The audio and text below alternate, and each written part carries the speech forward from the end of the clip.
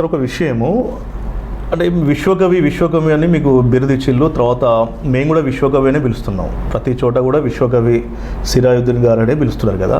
అంటే మాకు తెలిసి విశ్వకవి ఆ బిరుదాంకితులు అంటే రవీంద్రనాథ్ ఠాగూర్ గారు అనేది తెలుసు, అందరికీ తెలుసు. మరి విశ్వకవిగా మీరు ఎలా మారిల్లు, తర్వాత విశ్వకవి అసలు బిరుదు ఎలా వచ్చింది ఒక విషయం చెప్పండి.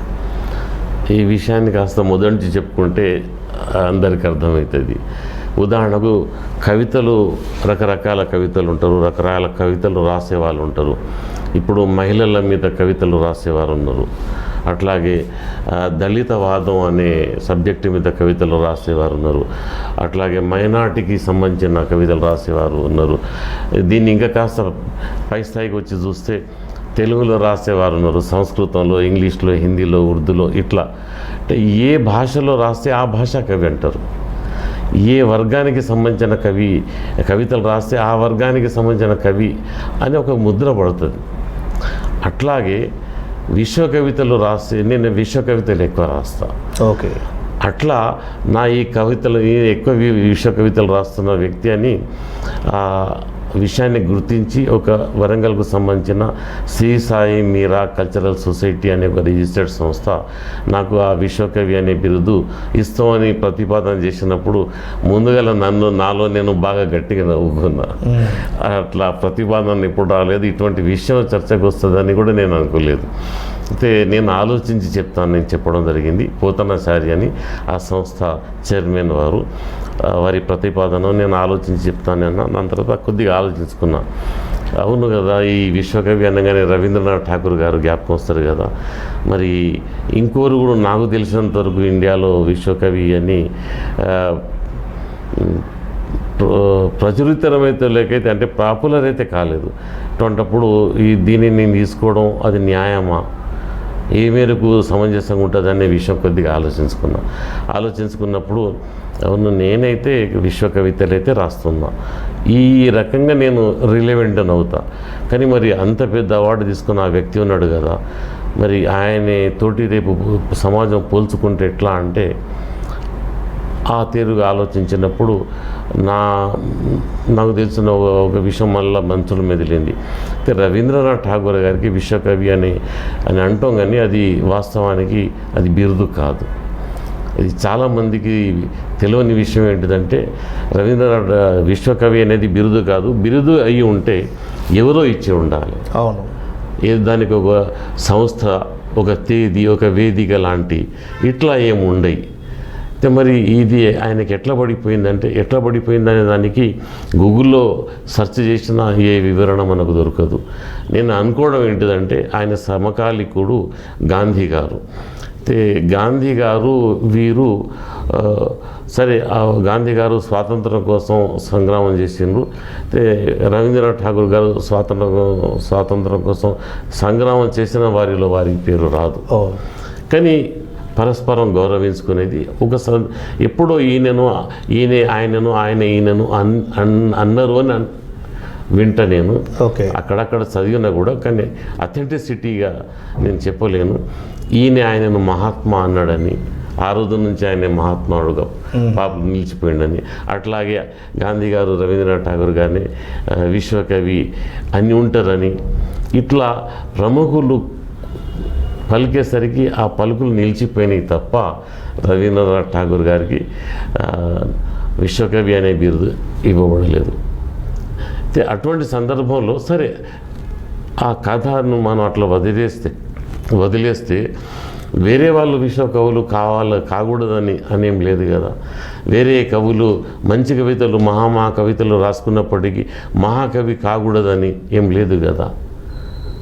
అందుకు శ్రీశ్రీ గారు మహాకవి అయితే ఆయనను మించిన రచనలు చేయకూడదని ఏమి లేదు. ఏ కవికైనా చేసే అర్హత ఉన్నది. అట్లాగే రవీంద్రనాథ్ ఠాగూర్ గారిని మించిన కవితలు కూడా రచించుకునే అధికారం, హక్కు అందరూ కవులకు ఉంటుంది. కాబట్టి రాసినప్పుడు రాయనివ్వండి. ఆయన రాసినప్పుడు అందులో అర్హత, యోగ్యత అంటే పలుకుదాం. ఈ విశ్వకవి అనే బిరుదు నా వరకే ఎందుకు ఆగాలి, నా తర్వాత కూడా అది సాగుతూనే ఉండాలి సమాజానికి. శ్రీశ్రీ గారి వరకే ఎందుకు ఆగాలి, మహాకవులు వారి తర్వాత కూడా కొనసాగుతూనే ఉండాలి. ఆ రకంగా ఎంకరేజ్ చేసిన వాడిని కూడా నేనే అవుతా అనే తీరు కూడా ఆలోచించుకొని నేను అప్పుడు ఆ సంస్థకు నా అంగీకారాన్ని తెలపడం జరిగింది. అది ఆ రకంగా వారు నాకు అవార్డుని ఇవ్వడం జరిగింది. ఇది దాని వెనుక కారణం. ఓకే, బాగుంది, చాలా బాగుంది. తర్వాత దేశభక్తి గేయం కూడా ఒకటి రచించినట్టుగా తెలిసిందే, ఏంటిది అసలు అది? దేశభక్తి గేయం చాలా ముందు రాసుకున్నా సార్. ఒకప్పుడు టీవీలో మేరా భారత్ మహాన్ అని ఒక హిందీ నాటకం వచ్చేది, సీరియల్. ఎందుకు నాకు ఆ టైటిల్ నచ్చింది. ఇప్పటికీ ఆ టైటిల్ను చాలామందికి నచ్చుద్ది, ఇప్పటికి వస్తుంటుంది మేరా భారత్. ఈ సందర్భాలలో మేరా భారత్ మహాన్ అని ఈ టైటిల్ పెట్టి నేను ఒక దేశభక్తి గేయం రాసుకోవడం జరిగింది. అయితే అది దాని గురించి చెప్పడానికి ముందు ఒక క్రమం ఉన్నది. ఎక్కడనైతే నాకు ప్రముఖమైన స్థానం, నేను ఎక్కిన మెట్ల మీద ఏదో నా గుర్తులో వదిలిపెట్టాలి అనే ఒక కోరిక ఉన్నది. ఆ మేరకు నేను వరంగల్ వాణ్ణి కాబట్టి వరంగల్ మీద ఒక గేయం రచించుకోవడం జరిగింది.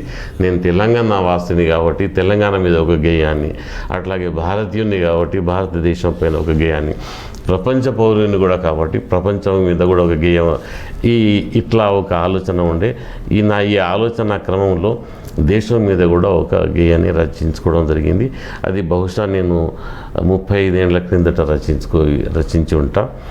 అది హిందీలో ఉన్నది. చెప్పండి, అది ఏందో. అది ఇది ట్యూనింగ్లో ఉన్నది ఆ గేయం. मेरा भारत महान है, मेरा भारत महान, महान भारत, महान भारत, महामहों से महान, मेरा भारत महान. ఇట్లా కొనసాగుతూ ఉంటుంది. బాగుంది, చాలా బాగుంది. సో చెప్పండి, అంటే మన దగ్గర మన ప్రాంతం అంటే ఓరుగల్లు ప్రాంతం ఏదైతే ఉందో, ఓరుగల్లు ప్రాంతంలో కాకతీయులు పరిపాలించినటువంటి ప్రాంతం ఇది. కాకతీయులు అంటే ఇటు కవులను కళాకారులను అందరినీ కూడా పెద్ద ప్రాముఖ్యత ఇచ్చినటువంటి వ్యక్తులుగా చెప్పుకోవచ్చు. ముఖ్యంగా మన దగ్గర దాశరథి గారు, తర్వాత బొమ్మెర పోతన గారు, తర్వాత పాలకుర్తి సోమన్న గారు, ఇంకా అనేక మంది ఉన్నారు కదా.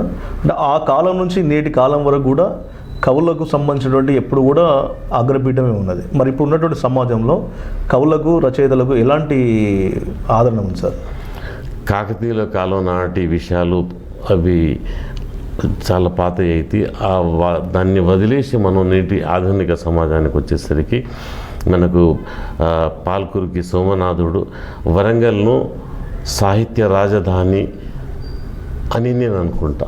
గాఢంగా నమ్ముకునే వారిలో నేనే కాదు చాలామంది నమ్ముకుంటారు.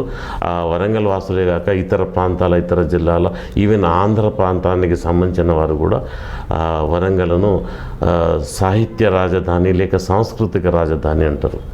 ప్రధానంగా నాకు ఇక్కడ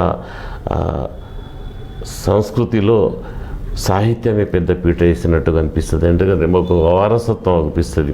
ఒక పాల్కూరికి సోమనాథుడు అనిపిస్తాడు, ఒక బొమ్మెర పోతన అనిపిస్తాడు. ఈ నేటి ఆధునిక కాలానికి వచ్చేసరికి ఒక దాశరథిని, ఒక సినారెను, ఒక కాళోజీని, ఆ పరంపర ఇప్పటికీ కొనసాగుతున్నది. ఇందరు అనిపిస్తారు. ఇలాంటి ఉదాహరణలు మనకు వేరే తెలంగాణలోని వేరే జిల్లాలలో అనిపించాయి. ఆంధ్ర ఆ ప్రాంతానికి పోతే శ్రీకృష్ణదేవరాయలు ఎట్లనైతే మనకు కాకతీయులు ఉండేనో ఆ ప్రాంతానికి పోతే శ్రీకృష్ణదేవరాయలు వీళ్ళు కళలను పోషించిన వారిలో ఉభయ రాష్ట్రాల్లో చూసుకుంటే శ్రీకృష్ణదేవరాయలు గారే ఒక అడుగు ముందుకు వేసినట్టుగా అనిపిస్తుంది. కాకతీయ రాజులు కూడా కళలను పోషించినరు.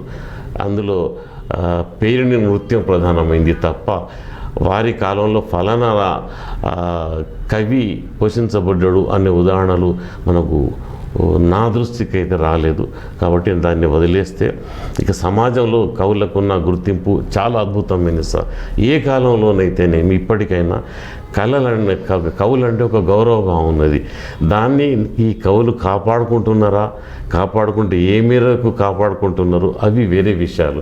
కానీ సమాజంలో ప్రజలు మాత్రం చాలా మంచి గుర్తింపును కలిగి ఉంటారు. ఉదాహరణకు ఉద్యోగానికి వచ్చేసరికి ఎవరన్నా ప్రొఫెసర్ ఉద్యోగాన్ని అనగానే వినబుద్ధి అవుతుంది. ఆయన ప్రొఫెసర్, ఇది నాకు తలుగుతే ఎంత బాగుండు అనిపిస్తుంది. అట్లాగే ఆ కళలకు వచ్చేసరికి కవి అంటే కవి, నేను కూడా కవిని అనిపించుకుంటే ఎంత బాగుంటుంది అనే ఒక కోరిక మన అందరి లోపల దాగి ఉంటుంది. నిజం చెప్పాలంటే నాకు తెలిసి ప్రతి ఒక్కరి లోపల కవి దాగి ఉంటాడు సార్. కళాకారుడు అనేవాడు ప్రతి వ్యక్తిలో దాగి ఉంటాడు. నేను నమ్మడం ఏంటిదంటే రాత వచ్చినవాడు జీవితంలో ఒక్కలేనైనా రాయని వ్యక్తి ఉండడు. అట్లాగే గొంతు ఉన్నవాడు జీవితంలో ఒక్క పాటనన్నా అది కూని రాగమే కావచ్చు, బాత్రూమే కావచ్చు, పాడని వాడు ఉండడు. అట్లా చూస్తే నేను నమ్మడం ఏంటంటే ప్రతి ఒక్కరి లోపల కవి దాగి ఉంటాడు.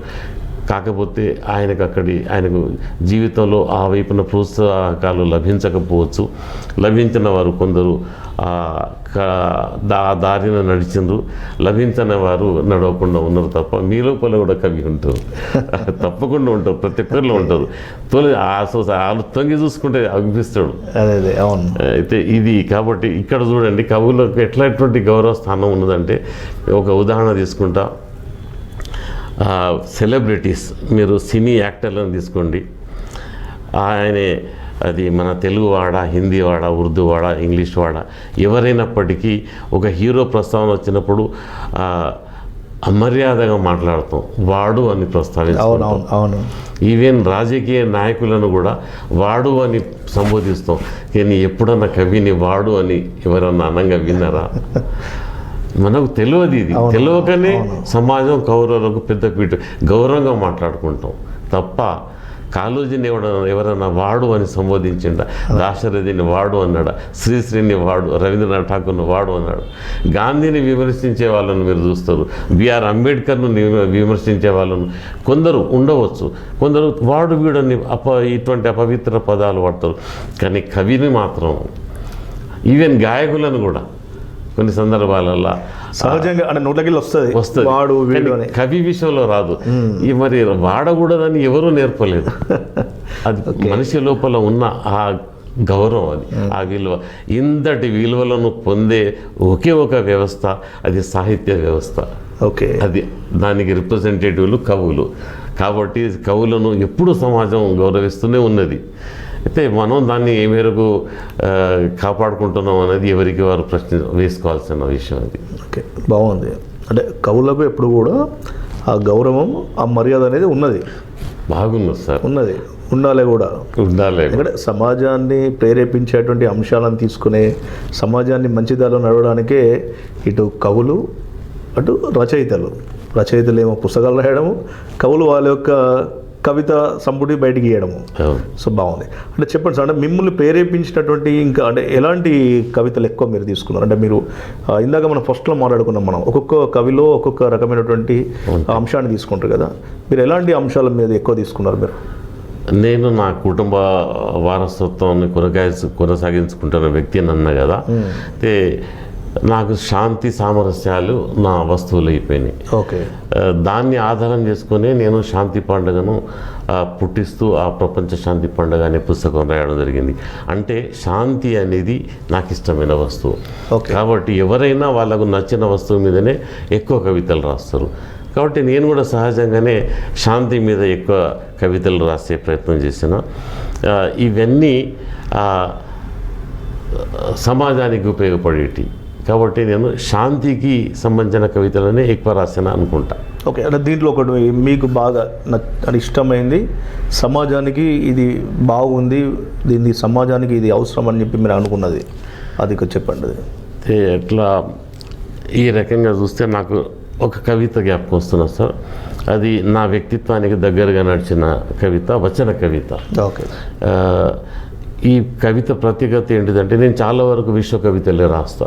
విశ్వకవిత అనే దానికి ఒక వివరణ ఇవ్వాల్సిన అవసరం ఉన్నది.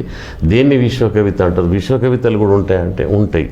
అంటే విశ్వకవితకు అర్థం ఏంటిదంటే, నేను అనుకోవడం ఏంటిదంటే, I may be wrong, but నేను విశ్వసించేది ఏంటిదంటే, ఒక కవితను ఇప్పుడు నేను ఒక కవితను తెలుగు రాష్ట్రాలలో నిలబడి వినిపిస్తే అది వాళ్ళకు రిలవెంట్ అనిపించాలి.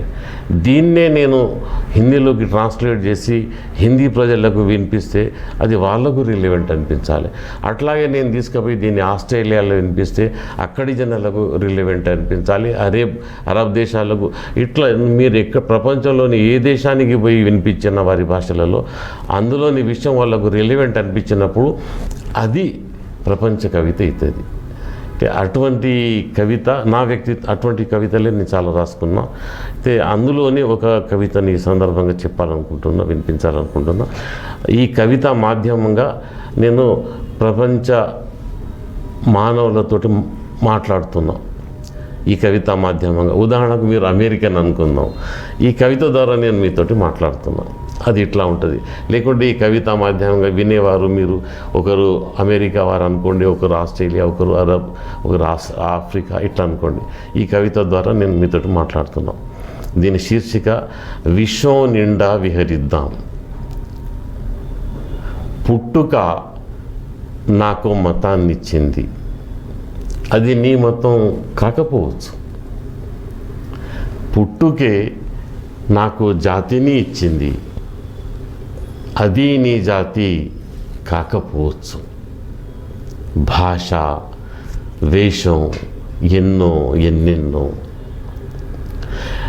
నీ మతంలో పుట్టిన పరమతస్థులకు పరాయినైపోదు, నీ జాతిలో జన్మించిన పరజాతీయులకు విదేశీనైపోదు. అన్ని కుల మతాల్లో, అన్ని భాషా ప్రాంతాల్లో, వర్ణాల్లో, వర్గాల్లో, అన్ని జాతి రీతుల్లో ఎలా పుట్టగలను నేస్తమా? నేను ఎలా పుట్టగలను? అయితే పుట్టిన మతం నుండి మాత్రం నేను ప్రేమించటం నేర్చుకున్నాను. పెరిగిన జాతి హద్దులను జవదాటి నీ సరిహద్దుల్లోకి రావటం నేర్చుకున్నాను. నేర్చిన భాషతో నేను సంభాషించటము నేర్చుకున్నాను. ఒక్కటొక్కటిగా సంకుచితాలను ఛేదించుకుంటూ వ్యాకోచించటాలు నేర్చుకున్నాను. ఇదంతా నీకోసం, నిన్నుగా ప్రేమించటం కోసం. నువ్వు నన్ను లేశమాత్రంగా ప్రేమించినా నాకది చాలు.